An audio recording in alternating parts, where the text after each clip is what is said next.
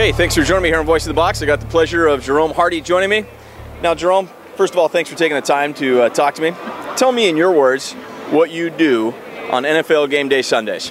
Well, on NFL game Sundays, I man the phones on the sidelines for the visitors. If a call comes down, I answer it, get the player, whichever one they're looking for, and hand them the phone.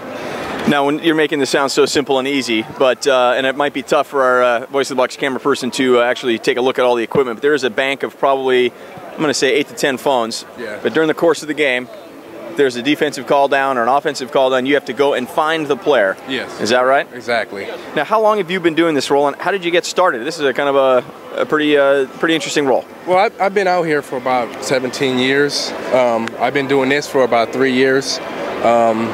Jim from, the front office, I know him very well, so he came to me, asked me if I wanted to take over doing that, and worked out.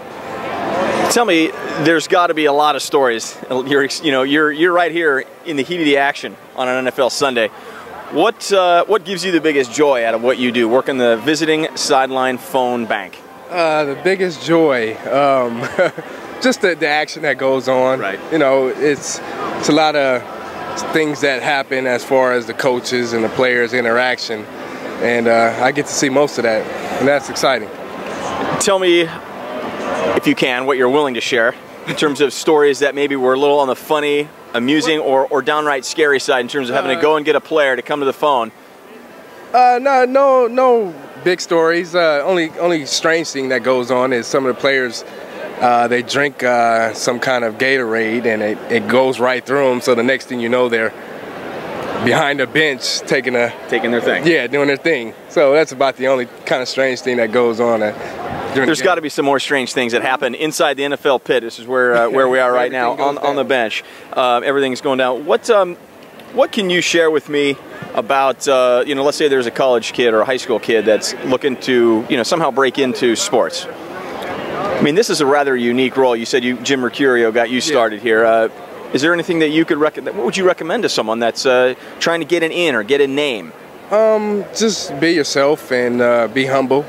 And, there's always higher grounds that you can seek to get in positions, Right. That's pretty much it, be yourself.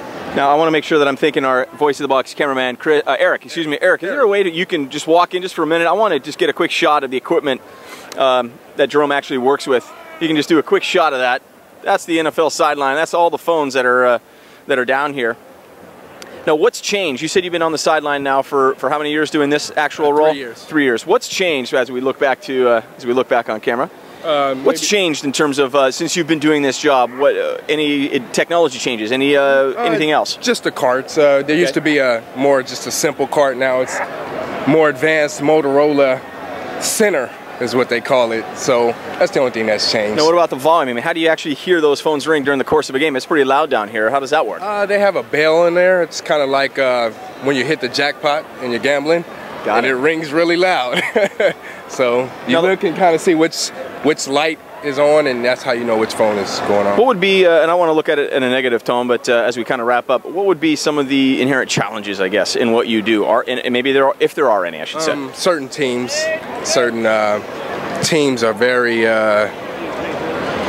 they're just pretty arrogant, and they don't want you touching the phones, or they even had a team that didn't want you wearing an earpiece if you had a Bluetooth for your wireless cell phone, so they got really frustrated and wanted that off, and just didn't want us to answer the phones or touch anything. They would take care of everything. So that's the only obstacles, is certain teams are arrogant and they just want to do their own thing. Now, isn't there another Hardy family member that's also working on game days? Yes, what can you share with me real quick as we wrap up? This interview is all about you, but let's just wrap up the family real quick.